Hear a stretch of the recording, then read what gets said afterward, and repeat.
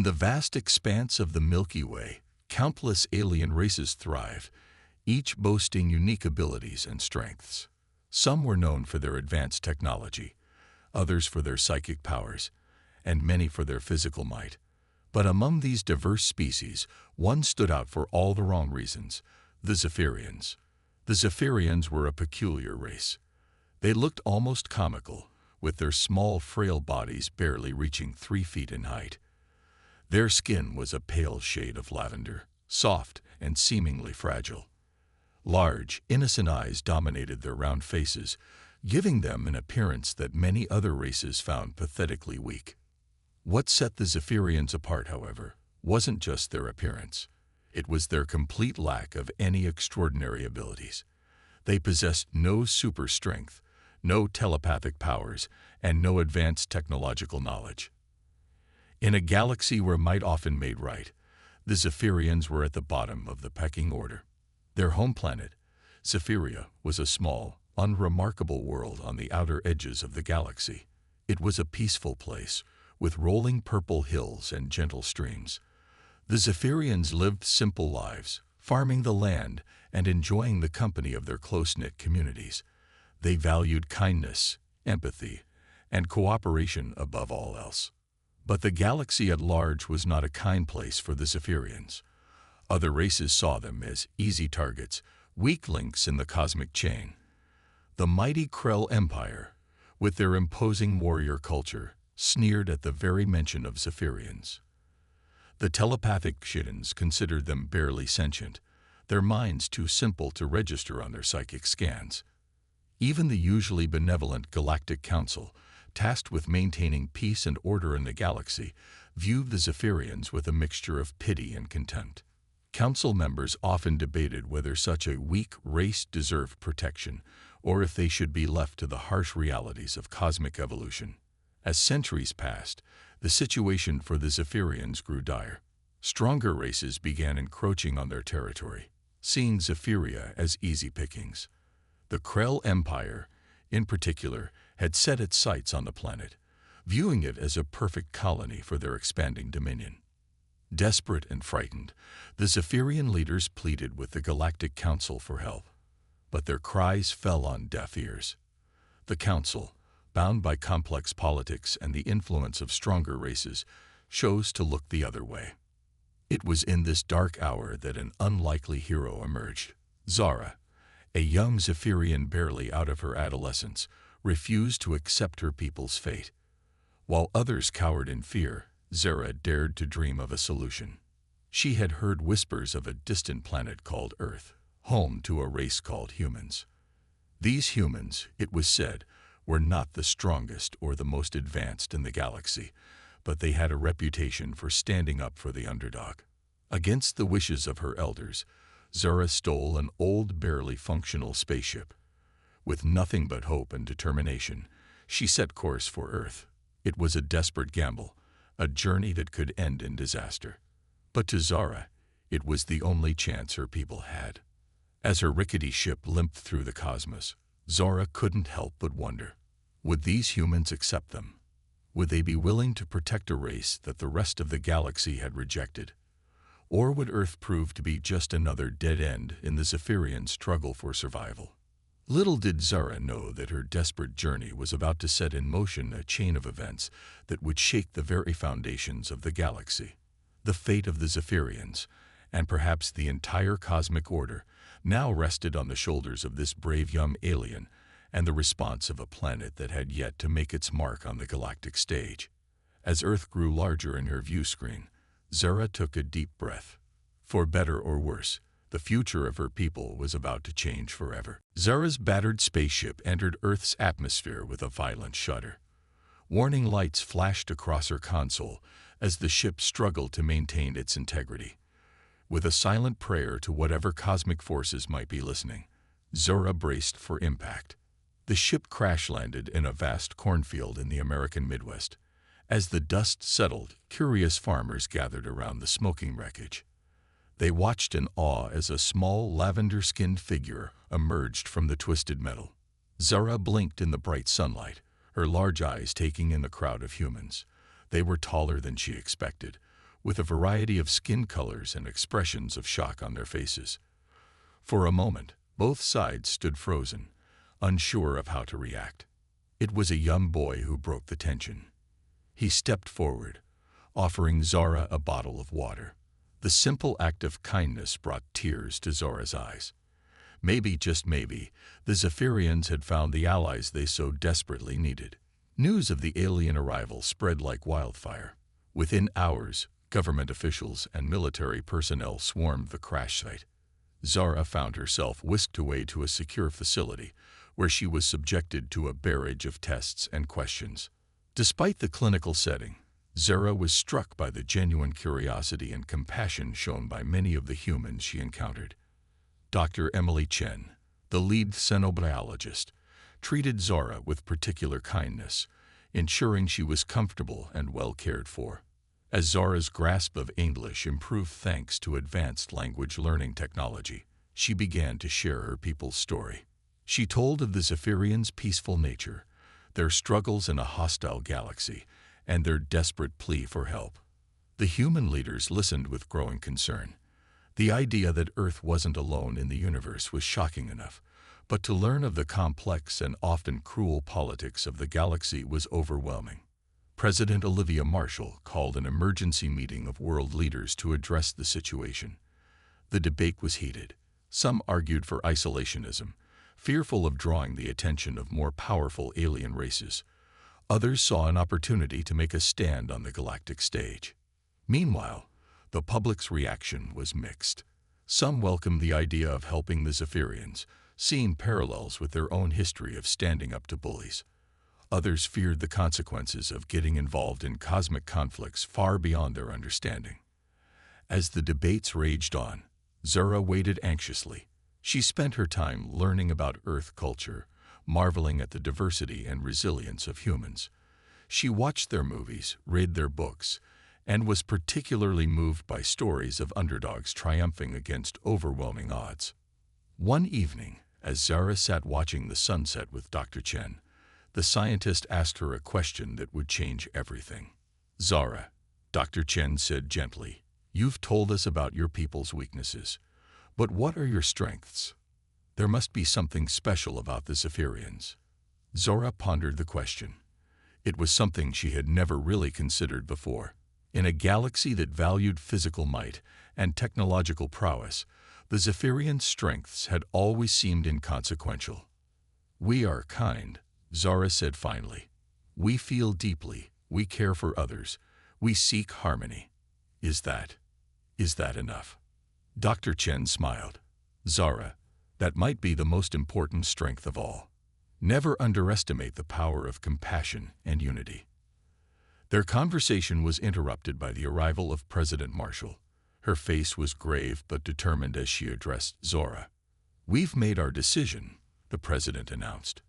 "It wasn't easy, and not everyone agrees, but we cannot stand by and watch an entire race be bullied into extinction. Earth will offer sanctuary to the Zephyrians." Zara's heart soared with hope and gratitude. But as she looked into the president's eyes, she saw worry there too. "Thank you," Zora said, her voice trembling. "But what will this mean for Earth?" President Marshall's response was solemn. "We don't know, but we do know this. Standing up for what's right is always worth the risk." As night fell over the facility, Zara gazed up at the stars. Somewhere out there, her people were waiting, unaware that their fate had just taken a dramatic turn. And the galaxy, vast and indifferent as it was about to learn that sometimes the greatest strength lies in the most unexpected places. The stage was set.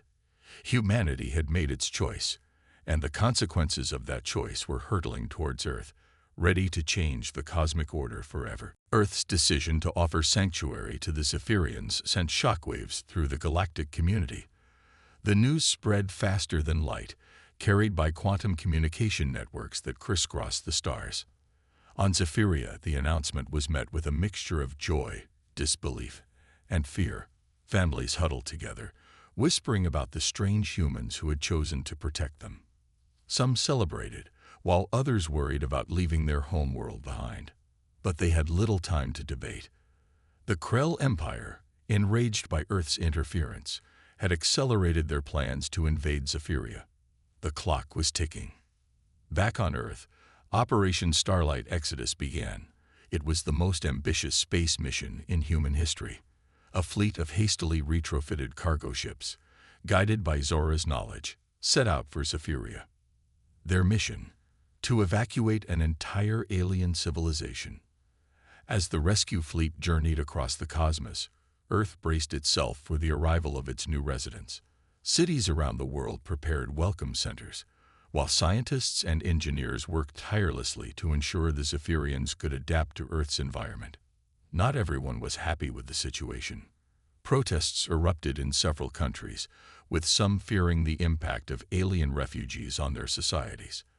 Others saw it as an opportunity for humanity to prove its worth on the galactic stage. Meanwhile, in the chambers of the Galactic Council, heated debates raged. The Krell Empire demanded sanctions against Earth for interfering in galactic affairs. The Pshins, intrigued by humanity's unexpected decision, called for further study of this unpredictable species. Amidst the chaos, an unlikely alliance formed. The Arcturians, a race known for their wisdom and foresight, spoke out in support of Earth's actions. Their ambassador, a towering figure named Zix, addressed the council.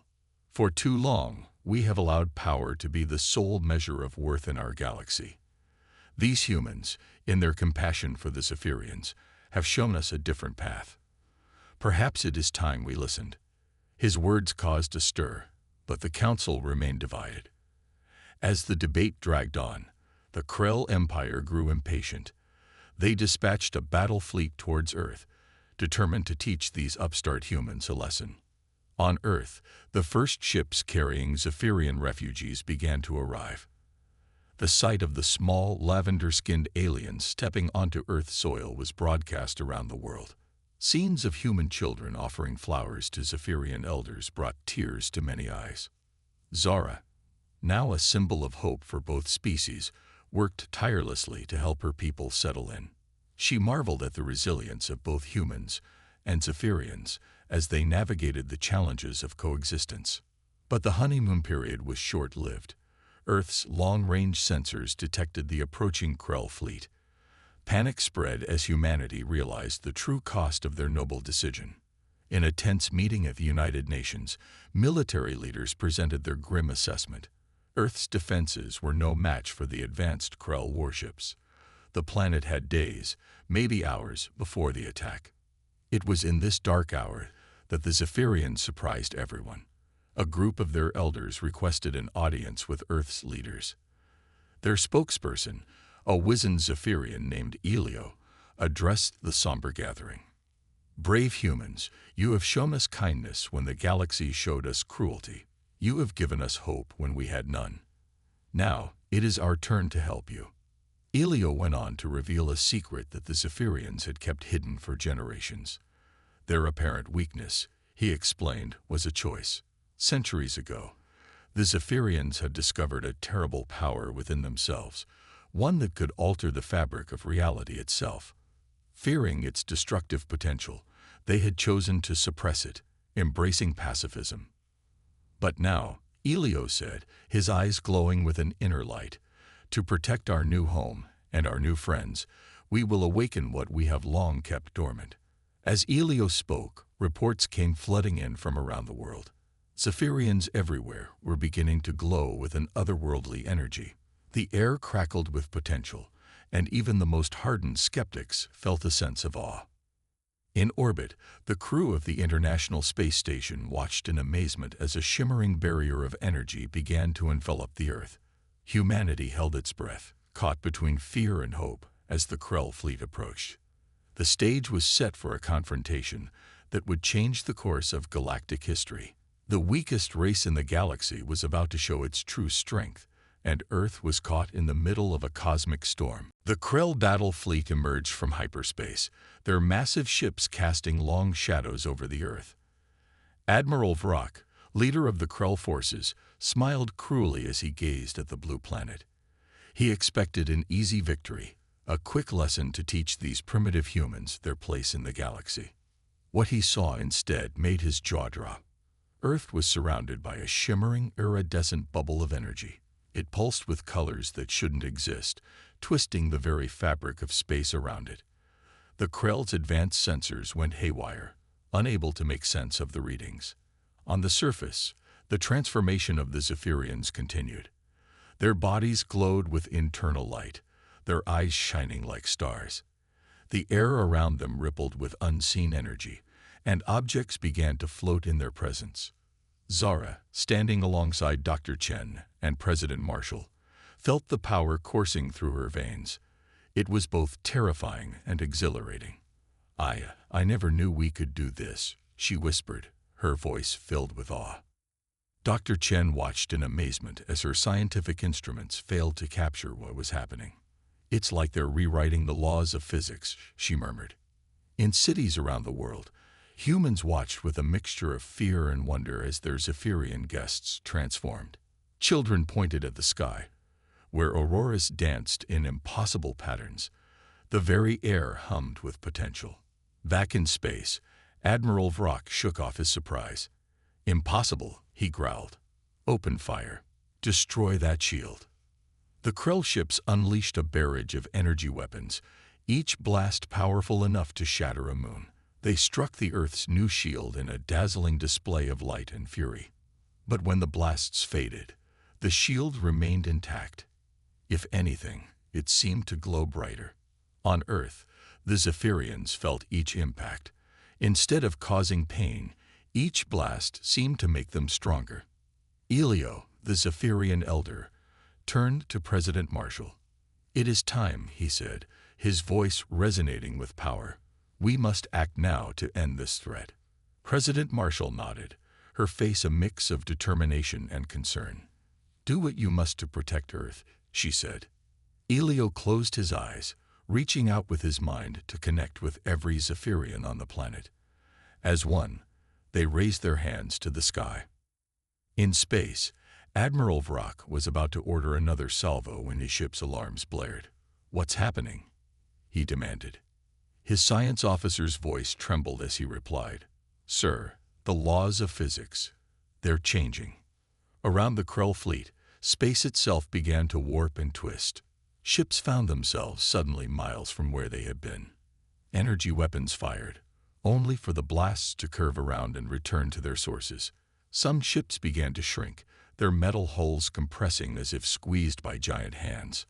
Others started to phase in and out of reality, their crews screaming in terror as they flickered between dimensions. Admiral Vrock watched in horror as his mighty fleet was reduced to chaos. Ships collided with each other, their navigation systems useless in this twisted realm of space. "Retreat," he bellowed. "Get us out of here." But retreat proved just as difficult as attacking. Hyperspace engines failed to activate, or worse, sent ships flying off in random directions. On Earth, the Zephyrians maintained their focus, their combined power reshaping reality itself around the Krell fleet. Zara, her mind linked with her people, felt a moment of sadness for the fear they were causing. But she knew it was necessary to protect their new home. After what seemed like hours, but was only minutes, the remaining Krell ships managed to limp away, fleeing back into the depths of space. As the danger passed, the Zephyrians slowly lowered their hands. The glow faded from their bodies, and the shield around Earth dissolved into sparkling motes of light that rained down like gentle stardust. Humans and Zephyrians alike stood in stunned silence, trying to process what had just happened. Then, slowly, cheers began to erupt. People hugged each other, laughing and crying with relief and joy. Zara turned to President Marshall and Dr. Chen, a tired smile on her face. "I think," she said softly, "that the galaxy will see us differently now." As news of the battle spread across Earth and into the cosmos beyond, one thing became clear. The balance of power in the galaxy had shifted. The age of dismissing races as weak was over. A new era had begun, with Earth and the Zephyrians at its center. But with great power comes great responsibility, and the true challenge was just beginning. How would this newfound power change the Zephyrians? How would Earth handle its sudden importance in galactic affairs? The answers to these questions would shape the future of not just two races, but of the entire galaxy. In the days following the battle, Earth became the center of galactic attention. The defeat of the mighty Krell fleet by the once dismissed Zephyrians sent shockwaves through every corner of the Milky Way. The Galactic Council, once slow to act, now scrambled to respond. Emergency sessions were called, and heated debates echoed through the grand chambers. Some members pushed for immediate sanctions against Earth and the Zephyrians, fearing their newfound power. Others argued for a diplomatic approach, seeing an opportunity to reshape galactic politics. On Earth, the mood was a mix of celebration and anxiety. Parties erupted in cities worldwide, with humans and Zephyrians dancing together in the streets. But in government offices and military headquarters, leaders grappled with their sudden new role on the cosmic stage. President Marshall found herself working around the clock, fielding calls from world leaders and alien diplomats alike. In a press conference that was broadcast across the planet and to several alien worlds, she addressed the concerns of many. "We did not seek this power or this responsibility," she said, her voice firm. "But we will not shy away from it. Earth and Zephyria stand ready to be forces for peace and justice in the galaxy." Meanwhile, the Zephyrians faced their own challenges. The awakening of their long-dormant abilities had changed them profoundly. Many struggled to control their new powers, causing minor incidents across the globe. Lampposts bent like rubber, cars floated off the ground, and in one memorable instance, an entire small town found itself temporarily transported to the moon. Zara and the Zephyrian elders worked tirelessly to help their people adjust. They set up training centers where Zephyrians could learn to master their abilities in safe environments. Human scientists, led by Dr. Chen, collaborated closely, eager to understand the principles behind these reality-warping powers. As the days turned to weeks, new challenges emerged. The Krell Empire, humiliated by their defeat, began spreading propaganda across the galaxy. They painted Earth as a dangerous, warmongering planet that needed to be contained. Some worlds, fearful of the Zephyrians' power, began imposing trade embargoes on Earth. But for every world it turned away, others reached out in friendship. The Arcturians, who had spoken in Earth's defense before, now proposed an alliance. Other races, long oppressed by stronger powers, saw hope in Earth's example and sought protection. Earth soon found itself at the center of a growing coalition of planets, united in their desire for a more just and equal galaxy. The Galactic Council was forced to adapt, restructuring to give more voice to previously ignored races. Yet, with this new influence came difficult decisions. When a civil war broke out in a distant star system, both sides appealed to Earth for help. The President and her advisors debated long into the night, weighing the consequences of intervention against the cost of inaction. The Zephyrians, too, grappled with their new role. Elio, in a heartfelt speech to his people, warned of the dangers of pride and power. "We chose peace once before," he reminded them. "We must choose it again, every day, with every use of our gifts." Zara, now serving as a liaison between Earth and Zephyria, felt the weight of responsibility heavily. She spent long hours mediating disputes, counseling those struggling with their powers, and helping plan for the future. One evening, as she watched the sunset from the roof of the United Nations building in New York, Dr. Chen joined her. "How are you holding up?" the scientist asked, concern in her voice. Zara sighed. "It's overwhelming sometimes. We wanted to be safe, to find a home. Now we're reshaping the galaxy." Dr. Chen nodded. "That's how change often happens. We don't ask for it, but we must rise to meet it." As they talked, a call came in from the president's office. A Krell diplomat had arrived, asking to negotiate. The fate of galaxy hung in the balance, and Earth was now at the center of it all. Zara straightened her shoulders, a determined look in her eyes. "Well," she said, "let's go make history." As they headed to the meeting, the stars seemed to shine a little brighter. The galaxy was changing, and Earth, with its human determination and Zephyrian power, was leading the way. The road ahead was uncertain, but for the first time in cosmic history, there was hope for a truly united and just galaxy. The next chapter of their adventure was just beginning. 6 months after the Krell attack, Earth prepared to host its first galactic summit. Representatives from over 100 alien races were set to arrive, making it the largest gathering of species in the history of the Milky Way. The chosen location was a newly constructed space station orbiting Earth, named Unity. Its circular design symbolized the hope for a new era of cooperation. As ships from across the galaxy approached, the station buzzed with activity. Zara stood at a large window, watching the alien vessels dock. Each one was unique, reflecting the diversity of life in the universe. She felt a mix of excitement and nervousness. "Quite a sight, isn't it?" President Marshall said, joining her at the window. Zara nodded. "I never imagined I'd see anything like this, especially not with Earth at the center." The president smiled, though her eyes showed the strain of recent months. "We've come a long way. Now we need to show we can lead." The summit's main goal was to establish a new galactic charter, one that would ensure peace and fairness for all races. But with so many different species, each with their own agenda, reaching an agreement wouldn't be easy. As the meeting began, the Grand Council chamber was a sea of colors and shapes. Some delegates floated in anti-gravity fields, others were encased in protective bubbles. Translators worked overtime to keep up with the variety of languages. President Marshall opened the session with a speech about unity and understanding. She spoke of Earth's journey from an isolated planet to a galactic player, and how the alliance with the Zephyrians had shown the power of cooperation. But not everyone was convinced. The Krell representative, a towering figure named Grok, stood up to speak. His voice boomed through the chamber. "Earth and the Zephyrians possess power beyond measure," he growled. "How can we trust they won't become the very tyrants they claim to oppose?" Murmurs of agreement rippled through the crowd. Zara felt a knot form in her stomach. She knew this fear could undo everything they had worked for. Elio, the Zephyrian elder, rose to respond.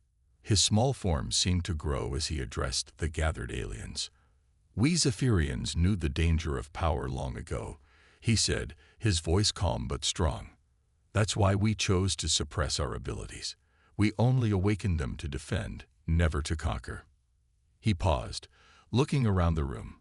"But power itself is not evil. It's how we use it that matters. We propose a galactic council where all races have an equal voice, regardless of their strength, where disputes are settled through talk, not war." The chamber erupted in discussion. Some races cheered the idea, while others argued it was naive.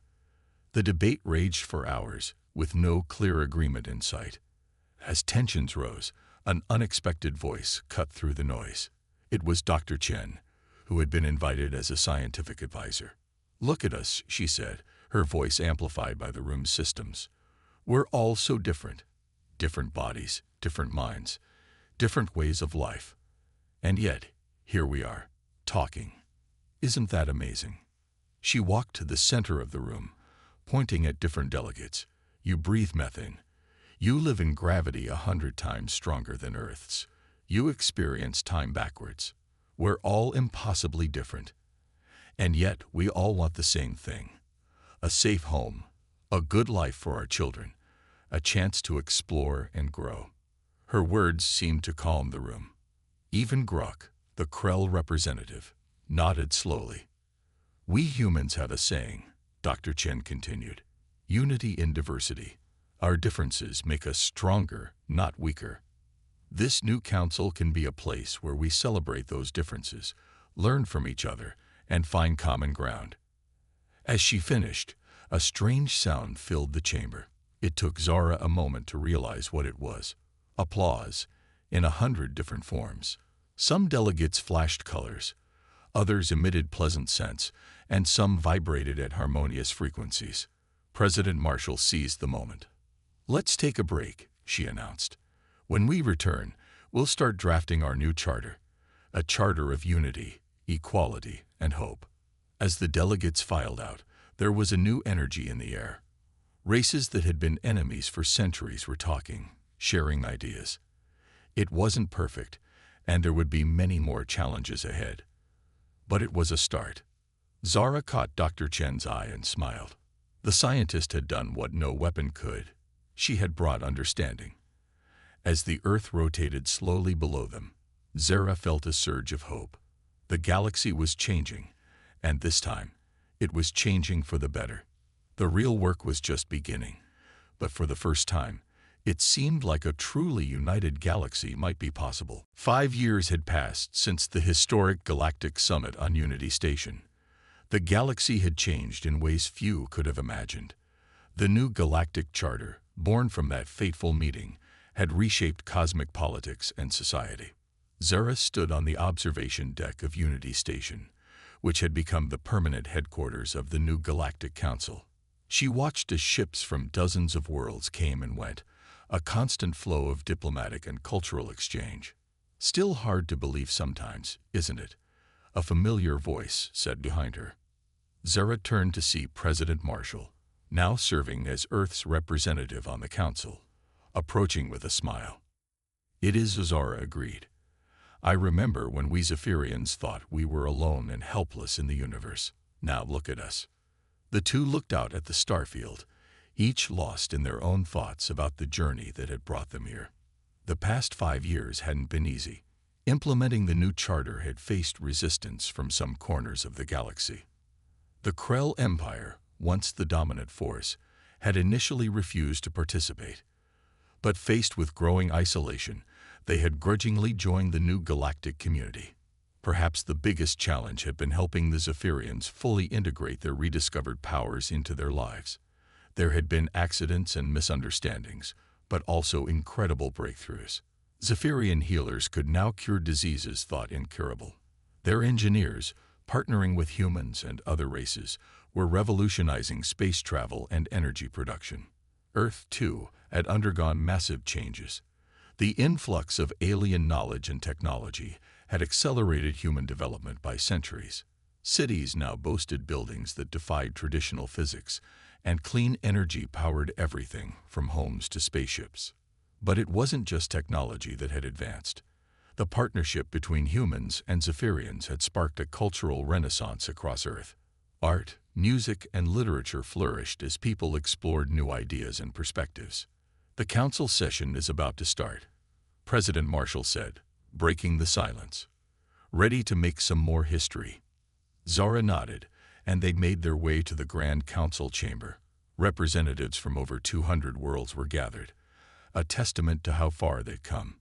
Even races once considered too primitive for galactic politics now had a voice. As they entered, Zara saw familiar faces. Dr. Chen, now head of the Galactic Science Academy, was deep in conversation with a floating crystal being from the Andromeda galaxy. Grok, the once hostile Krell representative, was laughing at a joke told by a small furry alien. Elio, his age showing but his eyes still bright, took his place at the center of the chamber. As the lead Zephyrian representative, he had become a respected figure across the galaxy. "Friends, colleagues, fellow beings of the cosmos," Elio began, his voice carrying easily through the room.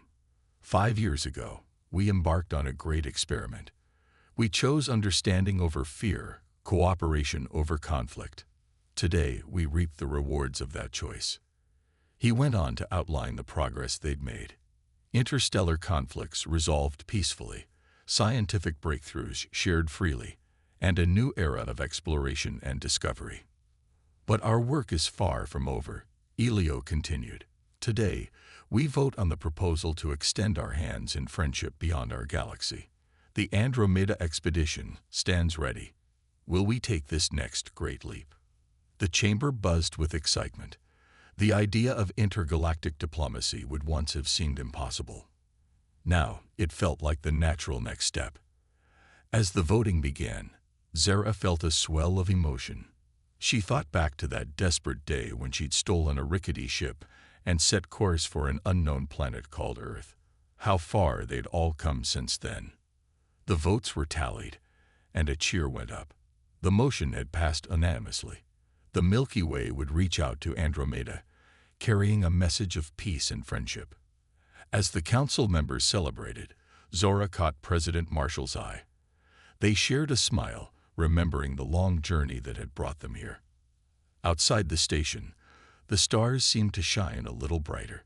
The galaxy, once a place of fear and conflict for the Zephyrians, now pulsed with possibility. And at the heart of it all was the unlikely partnership between a weak alien race and a young upstart planet called Earth. Together, they had reshaped the cosmos, and their greatest adventures were still to come. As Zora looked out at the star-filled sky, she knew that the story of the Zephyrians, Earth, and the galaxy was far from over. It was, in many ways, just beginning. The universe, vast and full of wonders, awaited.